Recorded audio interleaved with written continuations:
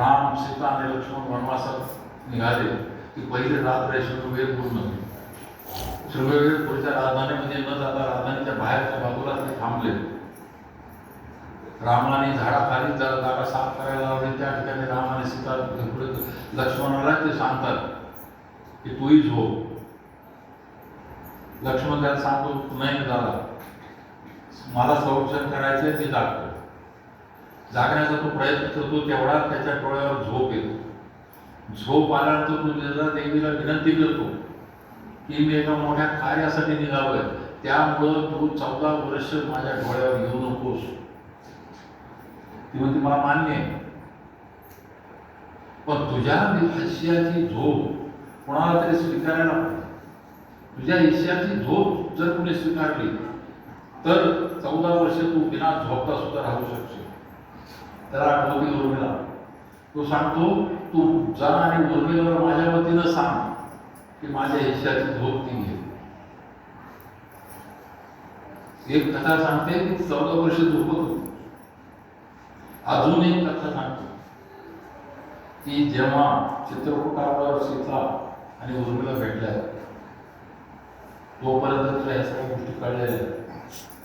त्यावेळी उर्मिलेला एक प्रोत्साहन देण्यासाठी म्हणा, तिला एक उभारी देण्यासाठी म्हणा, सीता तिला एक वरदान देते. तिला एक वर देते की एका वेळी तू 3 काम करू शकशील. तुझ्या अंगामध्ये कशा अद्भुत शक्ती ही राहील ती 14 वर्ष वनवास संपेपर्यंत की ज्यामध्ये तू एका वेळी 3 कामं करू शकतील. त्यामुळे ती दिवसात झोपलेली वाटली किंवा झोपत जरी असली तरी ती झोपेमध्ये सुद्धा असंख्य कामं करत होती. सासरे तरी शिल्लक नव्हते, तिने सासवांची ती सेवा करत होती. या पद्धतीने ते सगळं निघालं. रावणाचा वध झाला. रावणाचा वध झाल्यानंतर सगळे परत आले. काल जसं मी वर्णन केलं त्याप्रमाणे अयोध्येच्या बाहेरच सगळे केशवपन झालं. मंगल स्नान फिरवण्यात आले. राजसी वस्त्र धारण करण्यात आले आणि ते केल्यानंतर सगळे अयोध्येवासी आणि अयोध्येत त्या राजघरातले सगळे लोक प्रचंड आनंदामध्ये आपल्या महालात. 14 वर्षाचा विरह आहे. 14 वर्षात दोन्हीकडे झालेल्या असंख्य गोष्टी आहेत. एका महालामध्ये सगळेच बसले. आजही तुम्ही पहा, जेव्हा आपला मुलगा किंवा मुलगी बरेच दिवस भेटलेले नाही आणि त्यानंतर ती जेव्हा येते त्यावेळेची रात्र अर्ध्या रात्रीपर्यंत गप्पा मारण्यात वेळ कसा निघून जातो कळत नाही. इथे तीच परिस्थिती. कधी वानराचे ते सुग्रीव, अंगद, हनुमान, विभीषण हे कधी तिकडच्या गोष्टी सांगतात. ते इकडे कधी भरत, शत्रुघ्न, सुमन, वशिष्ठ हे अयोध्येत काय झालं ते सांगतात. गप्पा वाढत चालल्या. मध्यरात्र झाली. लक्ष्मणाने अजूनही उर्मिलेला पाहिजे. अजूनही, कारण रामाची आज्ञा झाल्याशिवाय मी कसा जाऊ. त्यांनी सांगितल्याशिवाय मी उर्मिलेला कसा भेटू. अजूनही त्याच्या मनामध्ये तो भाव आहे. अजूनही त्याच्या मनामध्ये ती.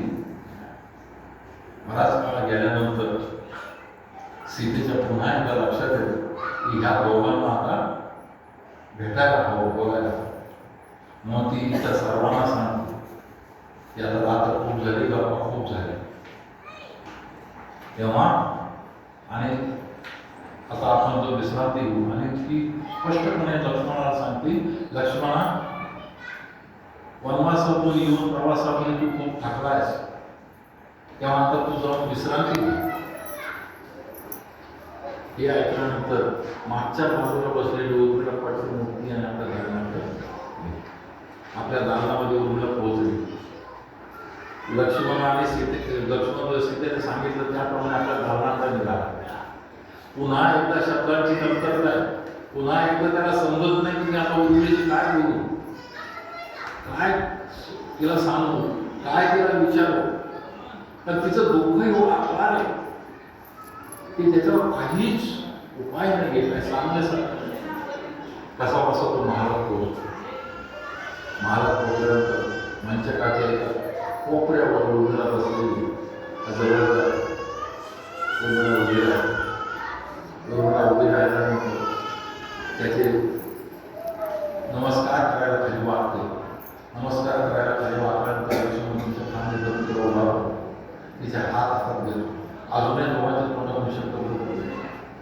काही काळ दोघं नुसतेच एकमेकांचे हात हातात घेऊन बसतात.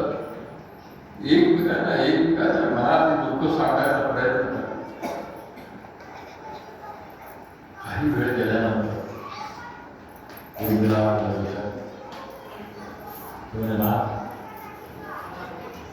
मी तुम्हाला वनात जाण्यासाठी अडवलं नव्हतं किंवा चित्रपटावर आल्यानंतरही मी तुम्हाला अशा प्रकारचा कुठलीही अट घातली नाही. पण तुम्ही मला जाताना तू या ह्याच्यात रडू नकोस असं काम आहे. तर आमच्या स्त्रियांचं सगळ्यात महत्वाचं जर काय असेल ते आमच्या अश्रू आहेत. आमचे अश्रू जेव्हा बाहेर पडतात तेव्हा आमच्या मनात सगळ्या भावना मोकळ्या. मी माझ्या भावना कोणाजवळ मोकळ्या करणार? कौशल्या माता तिचा पुत्र आणि सून दोघे मनात गेले त्यामुळे त्या स्वतः चिंतेत त्यांच्याजवळ जाऊन काय सांगतात. काही मातेला पश्चाताप झालेला आहे. त्या पश्चातापाची तिची लग्न झाली. तिच्याजवळ जाऊन मी काय बोलू? तिसरी गोष्ट सुमित्रा माता तिने स्वतःच माझ्या नवऱ्याला मला पाठवलं तर त्यांना पण मी काय सांगतो कोणाजवळ बोलणार? एक ठिकाण होतं मला बोलायचं. माझी आई सुना पण ती पण जेव्हा चित्रपटावर भेटली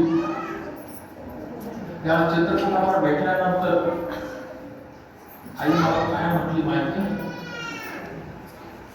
मला तिथल्यासुद्धा कसा प्रसंग की जनक आणि सुनयना चित्रपटाला आलेले चित्रपटाला आल्यानंतर सगळ्यात पहिलं त्यांच्या मनामध्ये जी भावना